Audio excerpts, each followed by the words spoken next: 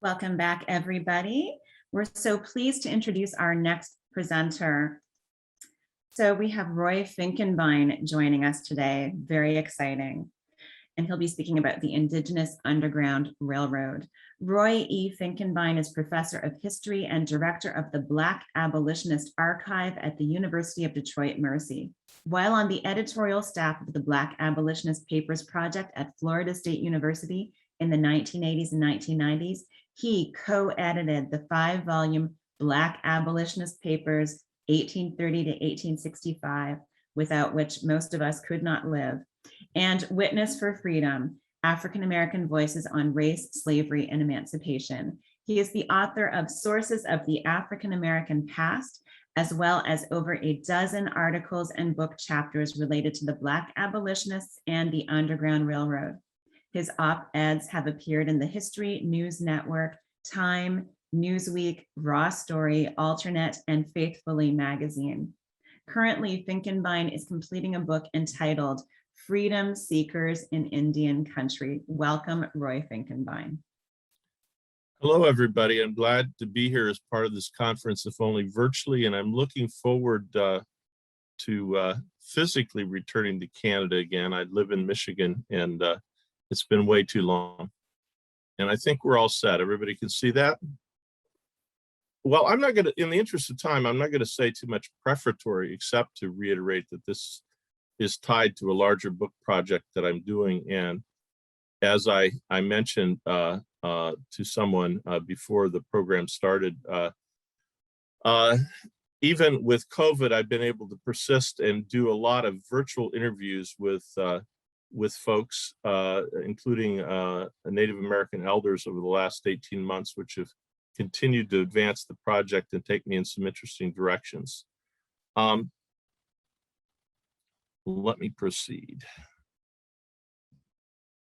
In an interview conducted in 2002, the late Helen Hornbeck Tanner, who you see here, an influential historian of the Native American experience in the Midwest, best known for her magisterial Atlas of Great Lakes Great Lakes Indian History, reflected on what she called the considerable record of coexistence and cooperation between African Americans and Indians in the region.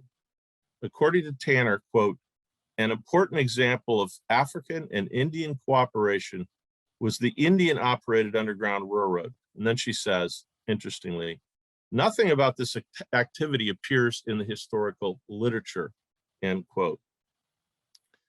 Tanner's assertion, I believe, is largely true. Native American assistance to freedom seekers crossing through the Midwest, then often called the Old Northwest, crossing to Canada, or seeking sanctuary in Indian villages of the region, has largely been erased from Underground Railroad studies. Two key examples of the historiography of the Underground Railroad demonstrate the effect of that deficiency. The first volume, The Underground Railroad from Slavery to Freedom, which was published in 1898 by pioneering Underground Railroad historian Wilbur H. Siebert, is still a beginning point for many who investigate efforts to assist freedom seekers in the pre-Civil War Midwest. Siebert collected testimony from hundreds of participants and witnesses in the struggle and converted this documentary record into a broad and influential work that is still in print after all these years. Exactly 2 sentences in a work of 358 pages discuss the aid given to freedom seekers by Native Americans. In this case, the hospitality afforded at Chief Kinjaweno's village on the Maumee River in Northwest Ohio.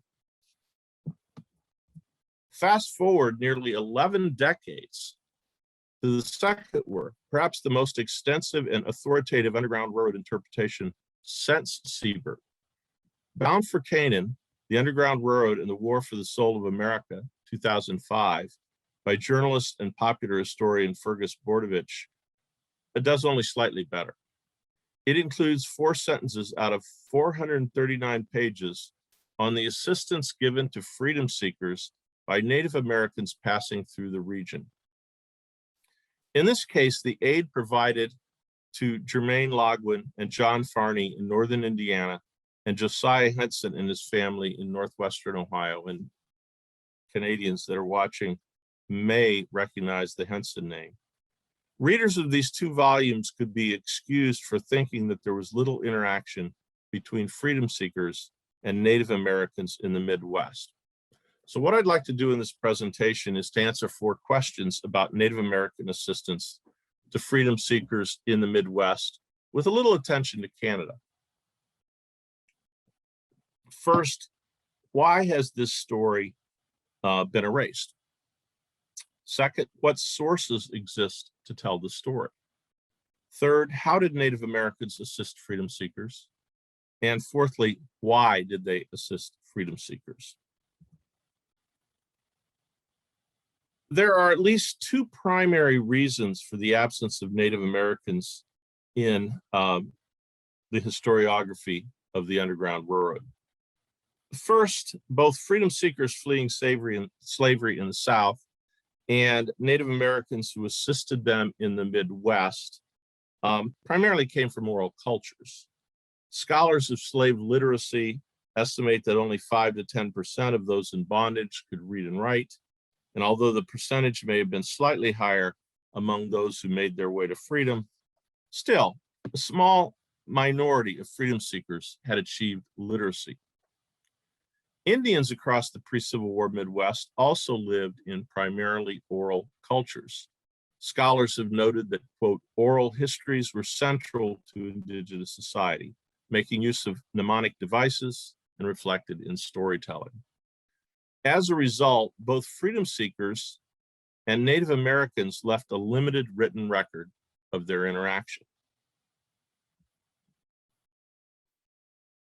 Second, local histories, including the large volume of county histories produced across the Midwest in the late 19th and early 20th centuries, start the clock with white settlement, ignoring Native American contributions generally, and particularly those after the War of 1812.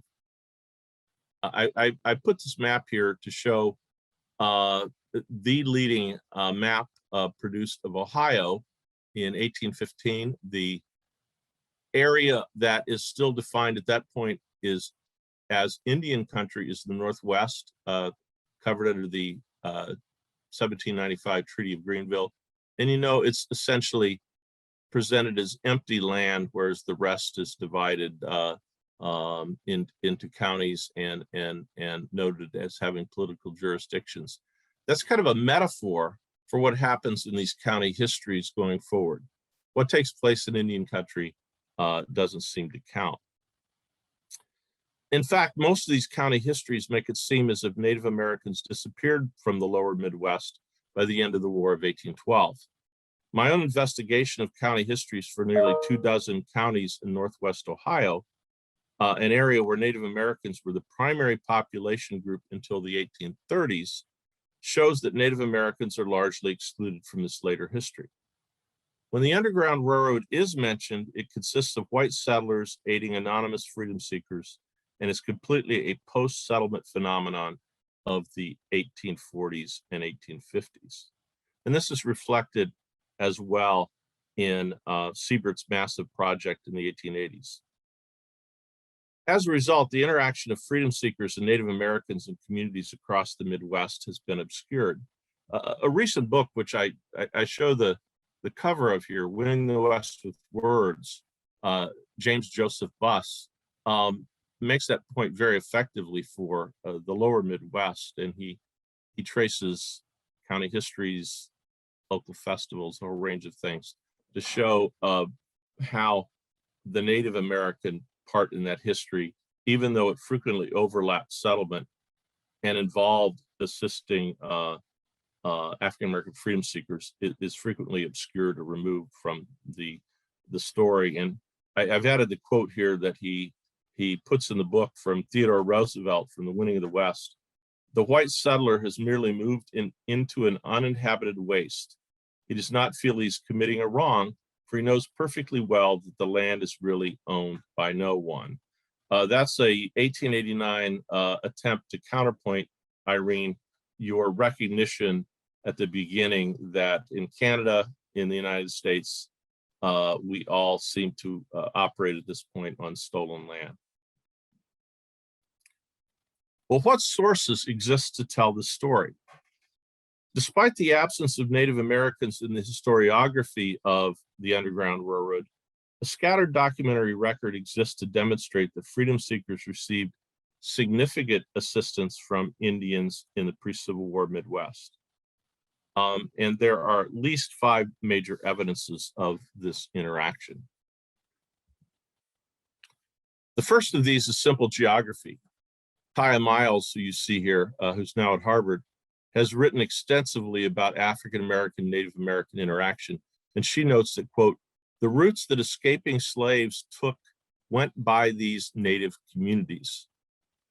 Examples abound, especially in the lower Midwest. The Michigan Road, a major thoroughfare for freedom seekers making their way through central Indiana, ran through or past dozens of Potawatomi villages north of the Wabash. Hall's Trace and the Scioto Trail ran through or past Ottawa and Wyandotte reserves, respectively, in northwestern Ohio. Another major trail ran through Shawnee villages in western Ohio before reaching Ottawa villages at Lower Tawatown and Chief Kinjuana's village on the Maumee River. And I might note that even though I'm using the post-settlement names here, these were all begun as Native American trails, existed for generations that way, and were sources of human movement as well as barter and exchange. From about 1800 to 1843, a Maroon community of sorts existed at Negro Town in the heart of the Wyandotte Grand Reserve on the Sandusky River in Ohio. It was on the Scioto Trail, and it was peopled by runaway slaves from Kentucky or beyond who'd followed that trail northward. The second of these evidences can be found in the slave narratives, autobiographies written by freedom seekers after their escape from bondage.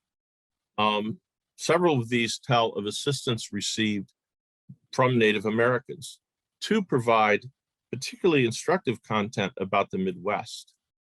Josiah Henson, in his narrative, traces his and his family's escape from Kentucky to Upper Canada, contemporary Ontario, in 1830, eventually taking them up Hall's Trace through the heart of Indian country in northwestern Ohio.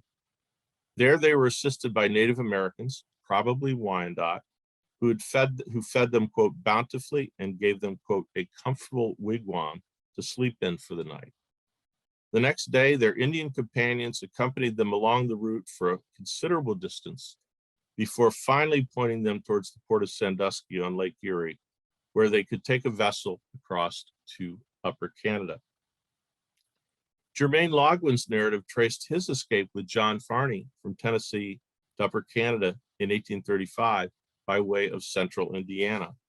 North of the Wabash, they were aided at several Potawatomi villages, receiving food, shelter, and direction from their Indian hosts.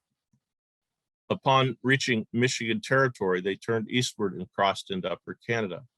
Both Henson and Logwin later achieved literacy and became well-known Black abolitionists and wrote their narratives.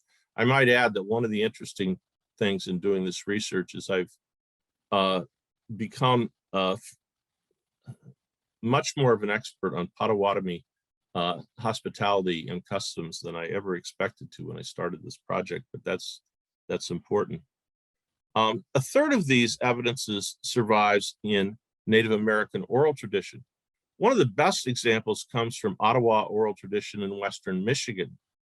A story of helping 20 freedom seekers to reach Upper Canada was passed down through 3 generations of the McSabe family before it was finally recorded in print by Ottawa story Bill Dunlop in the book The Indians of Hungry Hollow in 2004. The oral tradition recounts an episode in the early 1830s that involved the group of freedom seekers who had gathered at Blackskins Village on the Grand River, site of contemporary Grand Rapids. Ottawa elders, fearful that these runaways would be overtaken and captured by slave catchers, and sensing that sending them to Detroit was unsafe at the time, arranged for 10 Ottawa men to accompany them overland to the Mackinac Strait, where they were handed off to friendly Ojibwa. The latter took them across by canoe to Michigan's Upper Peninsula and then accompanied them overland, crossing into Upper Canada by way of Nebish Island to the south of Sault Ste. Marie. And I'll discuss this more in a few moments. Oral history interviews with Native American descendants in the Midwest have also proven useful in establishing elements of this African American / Native American interaction. My own interviews with dozens of Ojibwa informants have shown this to be the case. One elderly Ojibwa I talked to could trace the memory of her family helping freedom seekers through 3 generations dating back to the 1850s. Noting that Ojibwa in northern Michigan remembered with pride that they, quote, helped the Blacks escape from slavery, unquote, by, quote, leading groups across the border. A fourth of these evidences come from the memoirs, letters, and journals of white traders, trappers, missionaries, and soldiers who lived in or passed through Indian country in the Midwest and recorded their experiences in textual form. My own research in Northwestern Ohio has located discussions of Native American assistance to freedom seekers in the memoir of Trader Edward Gunn and the letters to Siebert by Trader Dresden Howard, both of the Maumee River Valley, and the letters and journals of Moravian and Methodist missionaries and U.S. soldiers in the War of 1812 who recounted life in Negro Town. A particularly instructive example appears in the memoir of Eliza Porter of Wisconsin. She and her husband, Jeremiah, missionaries in Green Bay, cooperated with Native Americans on the Stockbridge Reservation east of Lake Winnebago in aiding fugitive slaves making their way through eastern Wisconsin to Great Lake ports in the 1850s. On one occasion, detailed in Porter's memoir, they assisted a family of 4 runaways from Missouri in avoiding slave catchers and bounty hunters, said to be, quote, sneaking around the reservation. The Stockbridge helped their guests make their way to Green Bay and gain passage on the steamer Michigan, which carried them to freedom in Canada West, now Ontario. A final evidence appears in the bodies of freedom seekers and Native Americans and their descendants. This takes us into the realms of genealogy and the DNA record, and particularly applies to those freedom seekers who sought permanent sanctuary in Native American villages in the Midwest. Native American genealogist Don Green has found extensive evidence, for example, of African American ancestry among the Shawnee in the region, particularly the Ohio country. A case in point is Caesar, and this is an artist's rendering. We don't know exactly what he looked like. Caesar was a Virginia fugitive who escaped across the Appalachian Mountains to the Ohio country in 1774 and was adopted by the Shawnee. He married a mixed-race Shawnee woman named Sally and fathered children known to history, the 2 most recorded in the historical record, as Sally's white son and Sally's black son, due to their difference in hue. The latter, I found, is still listed as Sally's black son on the roll of Shawnee migrants removed from Ohio to their Ohio reservation to the Oklahoma frontier in 1832. Similarly, researchers have suggested strongly that the origin of the RM173Y chromosome among Native Americans, a trait normally found only in people of sub-Saharan African descent, is especially strong, very high numbers among Ojibwe in the Great Lakes region. And they theorize that this comes from the large number of runaway slaves that settled among them. These are all examples from Indian country in the Midwest of what historian William Loren Katz labels Black Indians. Some subjects of historical research can be substantiated by investigating a single archive or a few collections in related archives. The role of Native Americans in assisting freedom seekers in the pre-Civil War Midwest is not one of those subjects. The latter subject requires the historian to assemble an archive from a range of disparate sources. The evidence exists, as I've tried to suggest here, including paying close attention to Native American oral tradition, as well as things like genealogy and the DNA record.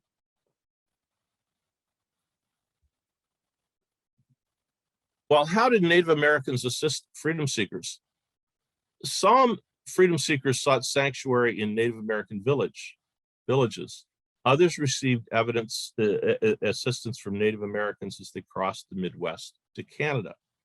Which alternative a freedom seeker chose depended on time, geography, personal choice, and the proximity of friendly Indians.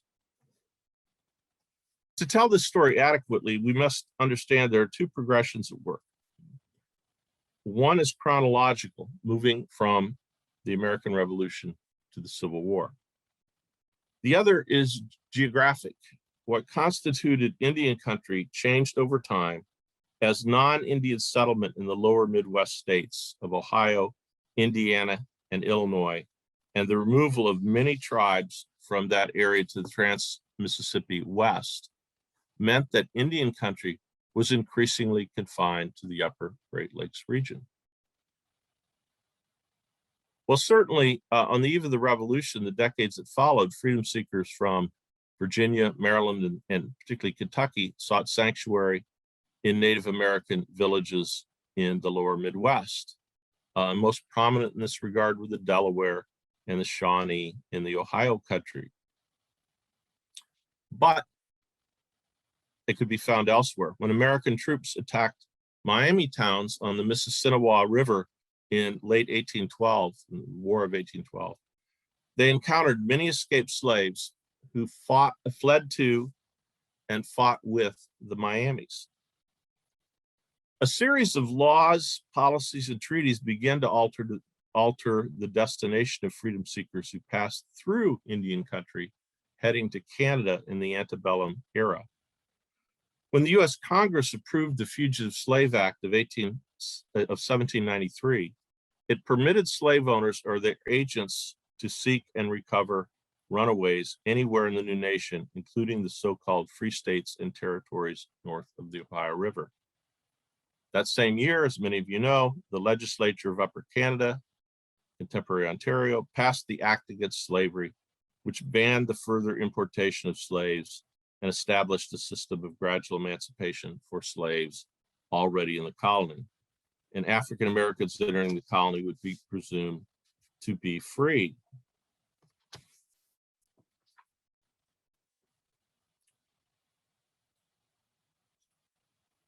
I've come across a good bit of evidence in runaway slave ads and other sources of a shift, and certainly in the where slaves were perceived to be, enslaved people were perceived to be running, and that is that shift to head towards Detroit, the Detroit River borderland, and Upper Canada. And you see that very definitely late 1790s up to the War of 1812. After the War of 1812, soldiers returning from the battlefields of Upper Canada to their homes in Kentucky, Tennessee, and Western Virginia carried word that the colony was a place without slavery. According to antiquarian writer Frank Severance, these stories, quote, first planted in the mind of many Southern slaves the idea that Canada was a land of freedom, unquote. The news circulated quickly through the slave communities in this Upper South. John P. Parker, an Underground Railroad activist in Ripley, Ohio, claimed that, quote, after the War of 1812, every slave knew the North Star led to freedom and Canada. Abolitionist politician Henry Wilson observed that, quote, many of the slaves, catching at these vague items of information, made them the basis of plans of escape in entire ignorance of the distance and dangers of the way. Before long, the trickle of freedom seekers heading northward to Canada turned into a steady flow. Developing Canadian extradition policy also played a role in making Upper Canada a destination for Kentucky freedom seekers and those from other Upper South states. And I don't know if he's he's currently among the participants, but people like Brian Prince have written extensively about this.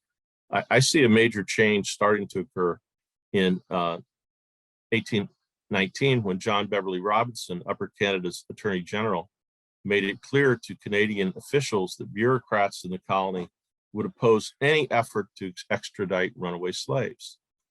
Quote, whatever may have been the condition of the Negroes in the United States, he opined, quote, here they are free for the enjoyment of all civil rights, and among them the right to personal freedom. This news also seems to have spread quickly through the slaveholding districts of the Ohio River borderland and prompted an increase in the volume of runaway slaves heading towards Upper Canada. And we see evidences of that in the number of people who can be documented, freedom seekers turning up in the both sides of the Detroit River borderland, as well as in the volume of runaway slave ads in the Upper South, indicating that.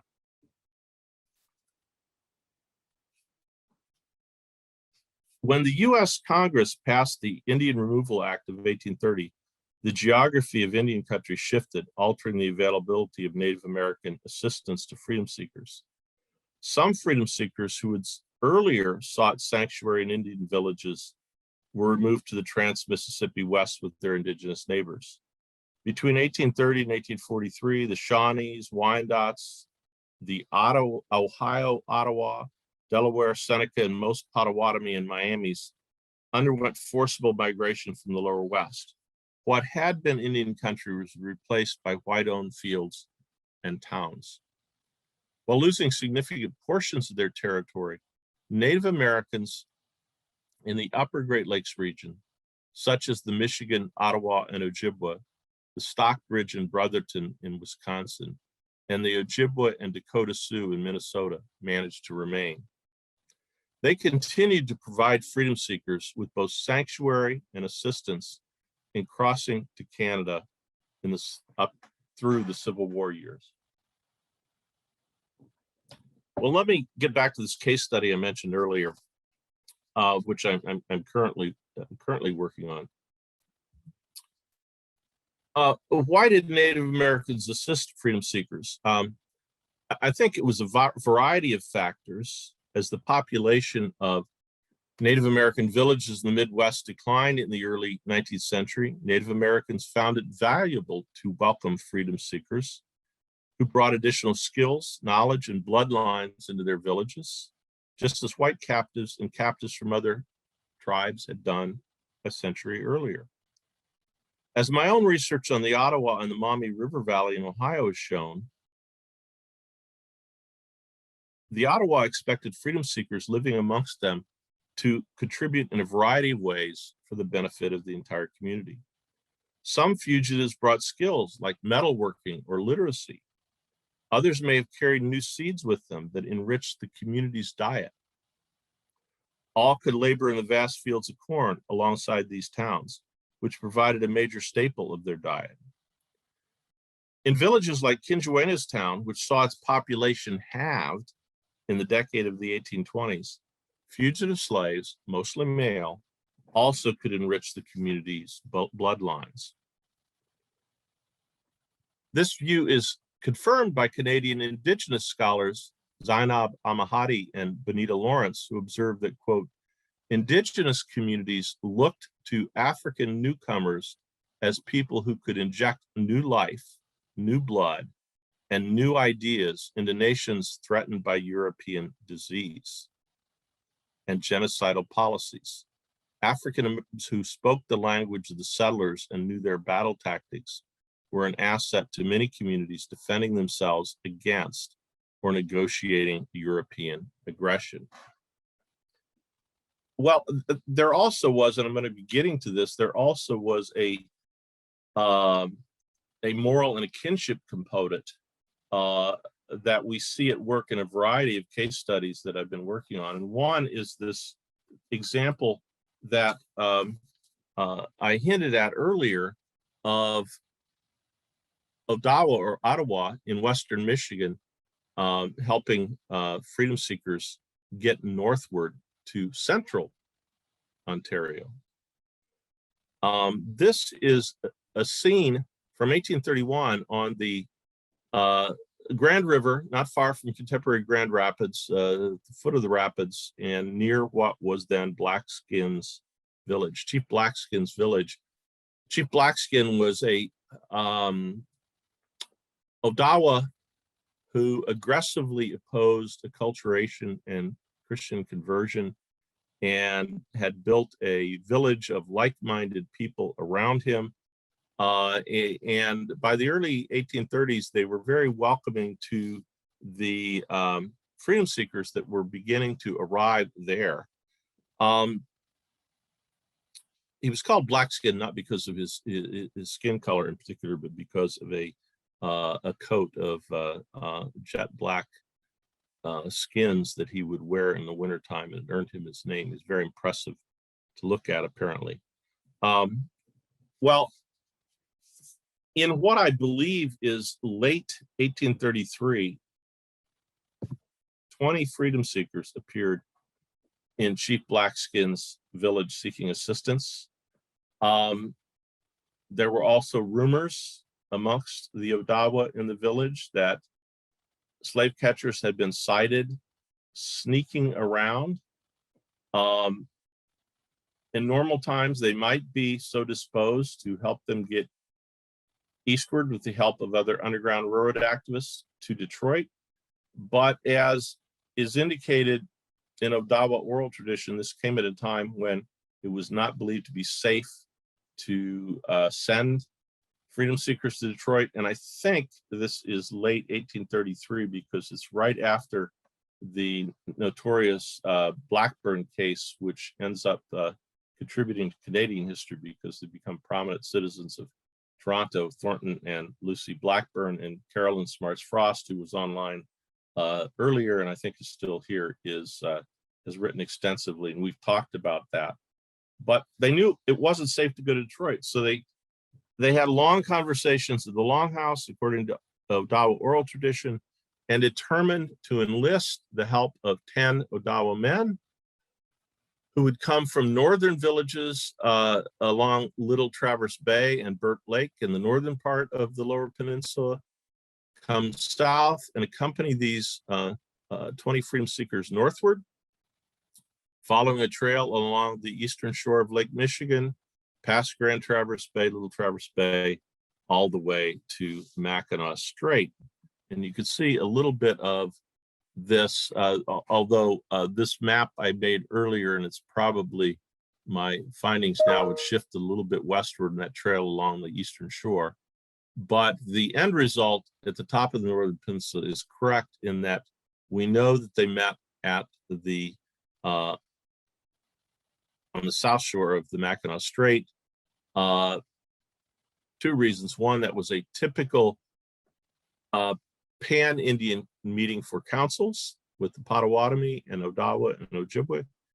And it also was a place where they could conveniently, by prearrangement, hand these 20 freedom seekers over to a band of Ojibwa, who then took them in the midst of darkness. I tried to mentally envision this. In the midst of darkness, they took them in these 8 large war canoes across to what is today St. Ignace on the Upper Peninsula side. And this was an act of complete trust because the freedom seekers didn't know the Ojibwe, and they also couldn't see where they were going.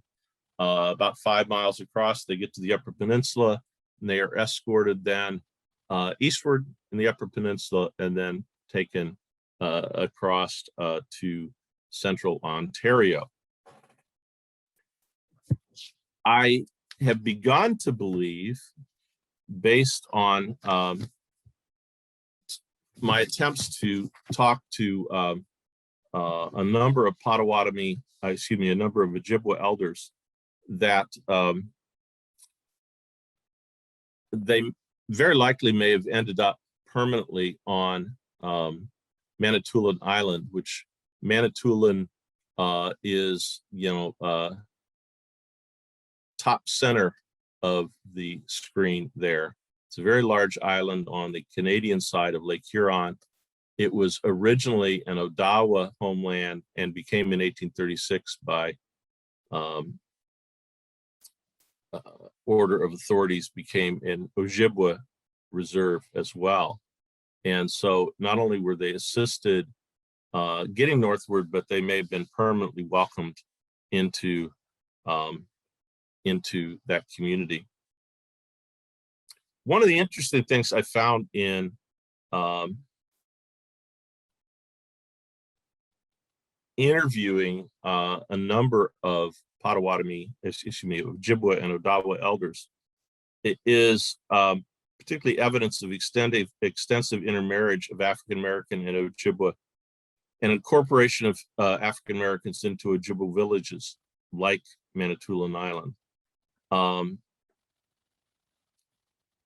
Reuben Blackcloud, a contemporary Ojibwa oral historian, notes, quote, "I have heard that we used to do it, take slaves into the tribe. When slaves came in from down south, we took them in also. Slaves come up through Ohio, and Ojibwa would give them a home, allow them to live with us. They got wives from our tribe." That's the essence of what I'm hearing, and it's being confirmed by DNA evidence. I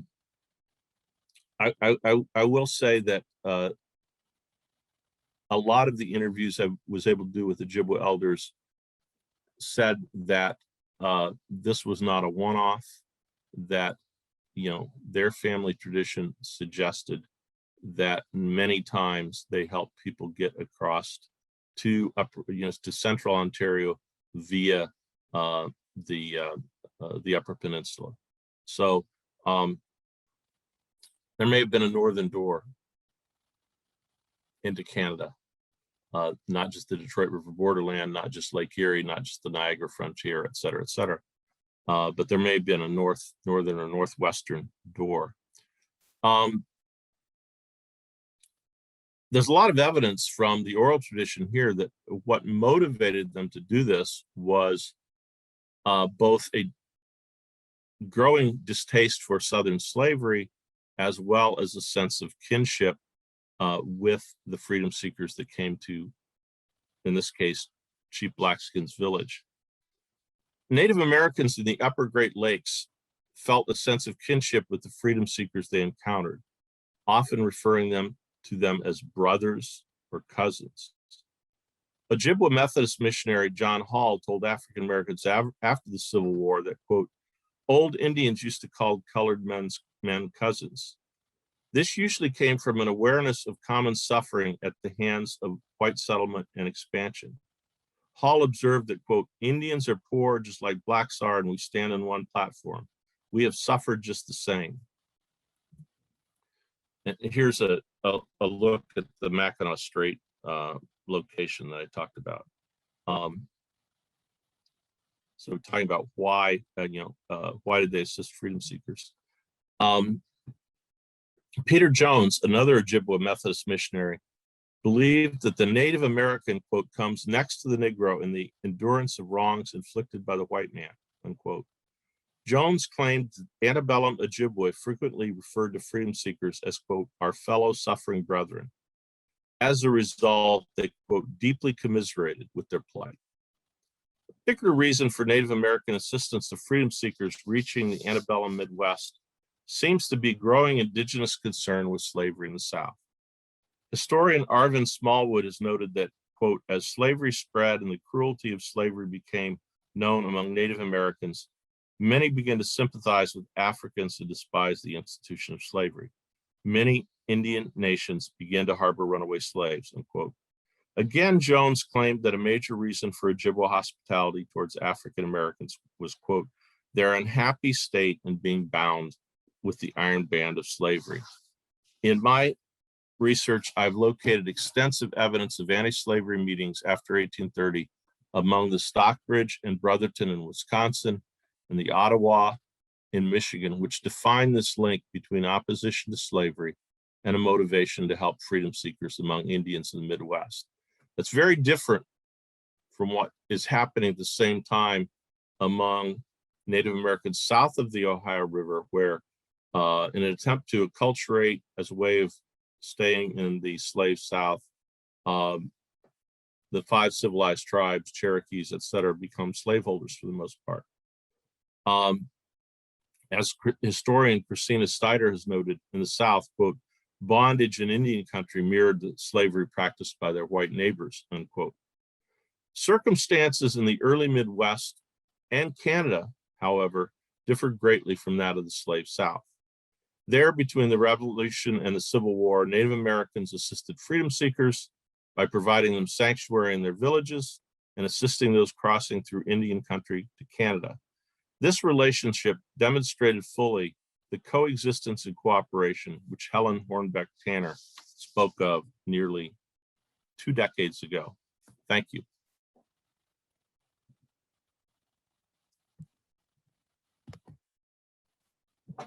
Excellent presentation, Roy. There is a lot of love being shown in the chat, but I want to pitch a few of the questions to you. Sure. So, okay, let me just scroll down a bit. Yes. So in your research, have you come across any evidence of the indigenous communities outside of the Midwest assisting freedom seekers to the South, to Mexico? I haven't particularly researched that, but there are people who are researching that. One of whom is actually going to be speaking virtually at my university on the 30th of this month, Maria Esther Hammock, who is looking into some of that.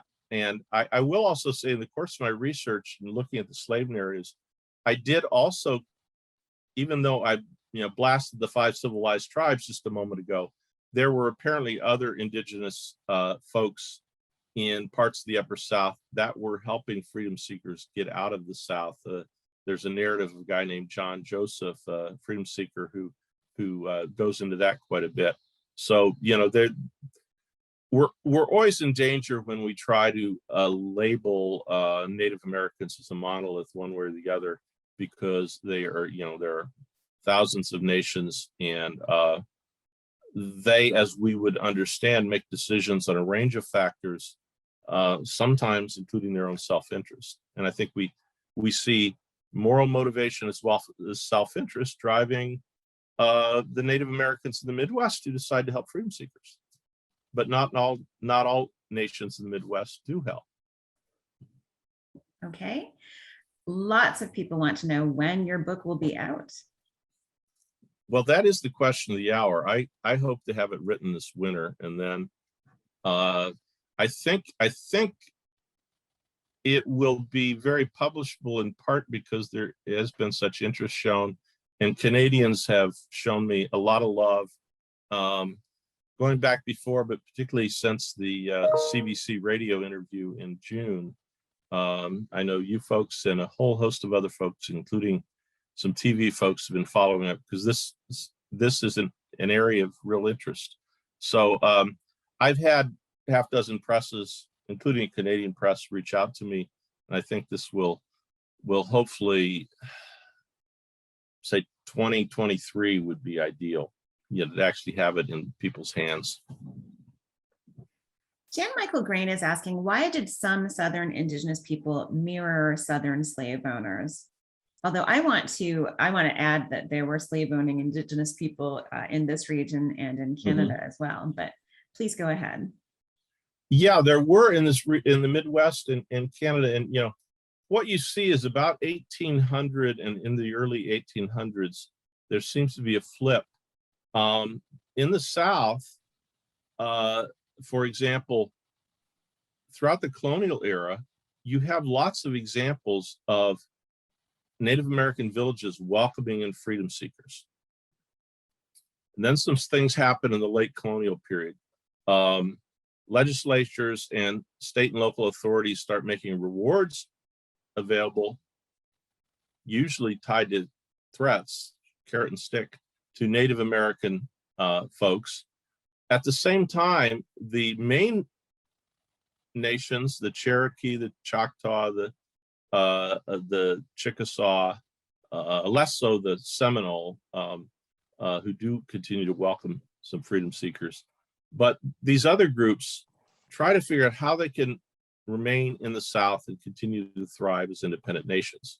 And one of the things they began to come to is, if we acculturate, President Jefferson even promises this, if you become like white folks, then you'll have less to worry about. And so they develop a written language. The Cherokee develop a written language. They have Western institutions, like they have their own Supreme Court. You can visit that site in northern Georgia today. They convert to Christianity, many of them. And one of the things they do is they become just like their white neighbors. They become slaveholders. So part of it is this: how do we, the strategy of how do we become like white folks so that we can remain here? And in the end, it doesn't help. And so when they are pushed westward to Oklahoma, Indian Territory, thousands of Black folks who are their slaves are taken with them. And that's still an ongoing debate. Do these folks count as Cherokee, as Choctaw, as Seminole, et cetera? I mean, do they get legal recognition from the US government as being members of those tribes? So in the Midwest, I think there are a variety of reasons. I've suggested some self-interest. I've suggested some moral reasons. I think the stepping up of the anti-slavery movement certainly has that effect. Native Americans are being, as they become more literate, are encountering a lot of Northern media, particularly Northern religious and abolitionist media. They're also welcoming, not cheap black skin, but many of them welcoming into their communities educators and missionaries who are coming. The larger portion of them are Quaker, anti-slavery Methodist, anti-slavery Presbyterian. They're coming in to help, and they're coming with their own sentiments that get infused into these Native American nations. So I think there's a lot of reasons, but I think you see self-interest, you see moral reasons. It's across the board, but it changes over time, and there's this flip. South flips one way after 1800, the Midwest flips another direction. Well, Roy, this has been truly fascinating. There is so much praise for this presentation and so much anticipation of your published work. So good luck with the rest of your process. We are all looking forward to it very much.